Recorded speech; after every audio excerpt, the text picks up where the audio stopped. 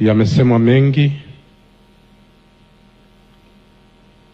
ambayo yote yanakubalika, nami nisingependa kuyarudia, ila niseme tu kwamba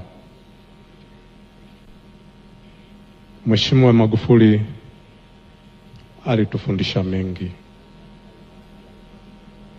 Wengi tunayaishi na tunaendelea kumuenzi na tunaendelea kumuombea Mwenyezi Mungu aendelee kumpa pumziko la milele mbinguni.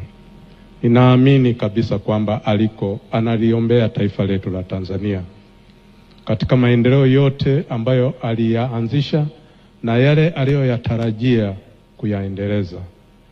Mwenyezi Mungu aendelee kuwabariki viongozi wetu waliopo sasa, wayaendeleze hayo na waendelee kutuendeleza sisi wa Tanzania kwa ujumla, ili maendeleo tunayoyatafakari wakati wote na yale tunayoyaota wakati wote basi tuyapate kweli.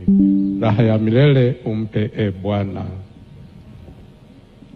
apumzike kwa amani.